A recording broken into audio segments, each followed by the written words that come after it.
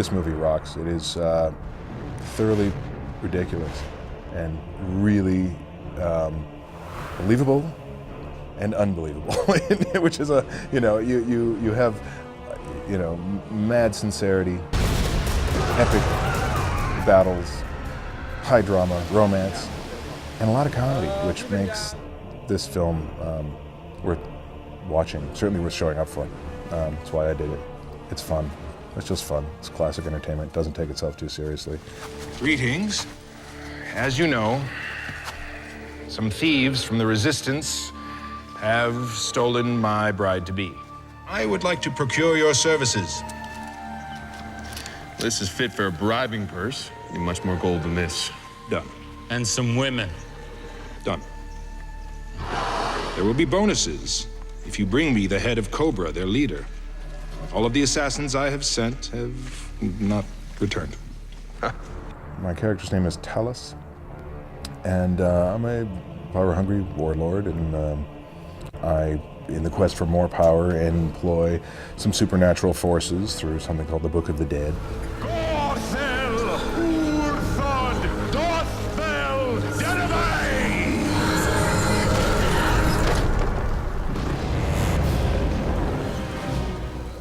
My lord, I am Zulu Kundu, lion spirit from the land of the burning skies. Command me. I engage this device in order to get a little edge on my brother, played by Perlman, who's after the same crown. I'm Matthias. This takes place a number of years after the first one. I've pretty much lost everything that's important to me, everybody that I've loved, and I kind of go on this journey as a mercenary, selling my sword and my services to the highest bidder. Your chances of survival, Matthias, are minimal at best. When do I leave? Tomorrow. Well, better start drinking. And in doing that, I get sent on this quest, and while I'm on this quest, I kind of get reminded about the things that are important in life. Matthias, you stand to help a great many people. Perhaps that could provide some redemption for past sins. It's beautiful locations, huge battle sequences, explosions, incredible choreography, really interesting characters. You're really taking on a ride. Choosing that locations is as important as choosing an actor or choosing a script or choosing a camera angle, because that location is a character in the movie, and we have some great characters in this movie. The character I play is called Agramel, and I'm a ghost warrior.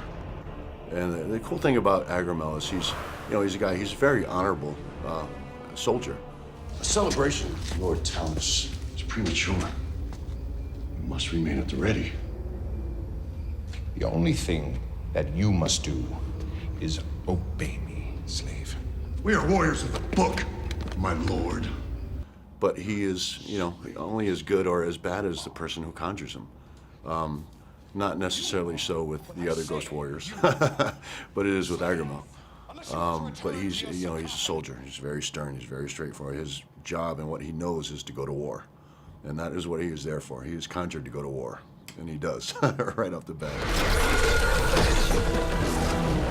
Lord, I am Agramel, noble destroyer. It is an honor to join you in battle. Originally, what attracted me to the film was, being a fan of the original Scorpion King.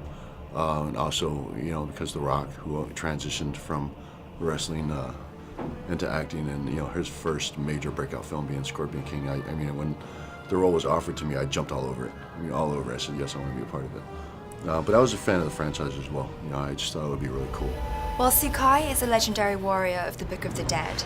So she is resurrected by Billy Zane, who plays King Talus, to kind of go to battle against his brother, played by the very lovely Perlman. What mortal dares to awaken the warriors of the book? It is I, Lord Talus, who summons thee back to Earth to do battle. I am Sukai, shadow warrior from the land of the rising sun. What is your will, my lord? Princess Silda, she's a fighting ninja. She's King Ramusan's daughter, and she gets Billy Zane kidnaps her, right? Wants her to be his wife, and then she kind of meets Matthias and Olaf, and then they kind of go on to this adventure.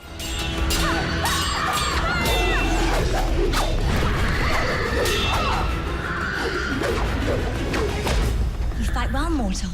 Perhaps we'll take you with us. Spend eternity with two mindless brutes and their pet witch? No, thank you.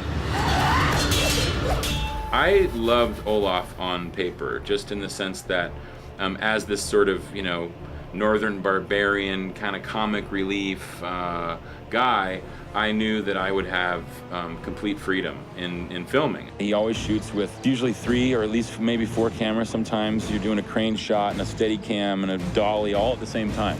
And as an actor, that's so freeing. There was a lot of preparation.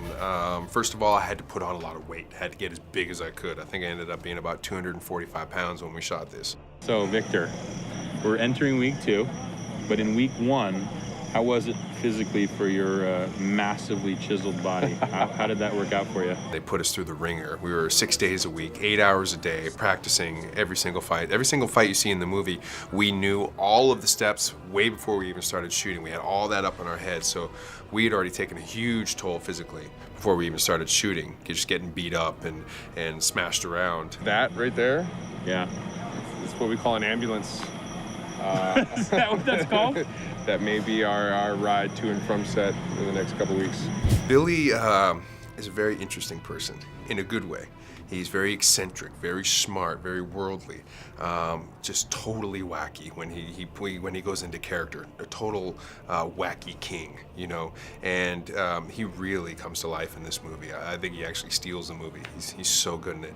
Ron is this big, strong, stoic guy in real life and in his character. Being on set with these guys, the complete opposite ends of the spectrum, it was so fun just to be around these different energies. There is a great story, but the story's filled with action. You've got these incredible scenes. You've got people jumping off waterfalls, coming through explosions, being resurrected from the dead, beating up loads of guys, just endless battle scenes in fields, taking over castles, oh wow. Yeah, they're going to be happy with that, I think, for sure. The thing is, if you make these movies, you are playing with fire and you're playing with fighting, and of course you get sometimes hits and you get sometimes hurt, and that's the way you go. But the closer you come to reality, the better the movie will be. When you get the Blu-ray, you get the DVD, there's a lot of behind-the-scenes stuff, some extra footage. You see us joking around, you see what it was like in the fight training. You really get a sense of what it was like to be there with us shooting, and what a good time it was.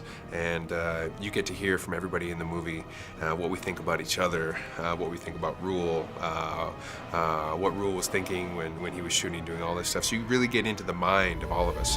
If anybody's a fan of the original Scorpion King, they're going to want to see this. Fans of this kind of movie and this series, I think are going to feel really excited about watching this. You really just get everything in this movie. I mean, it's a big epic film. You get all the action stuff, you get the romance, you get comic relief. I mean, it's just great. It was a pleasure to know that everyone realized that this film has its tongue firmly placed in cheek, and it never took itself too seriously and just went for entertainment and wow factor. So you have this incredible combination of production value, romance, comedy, and action. Action.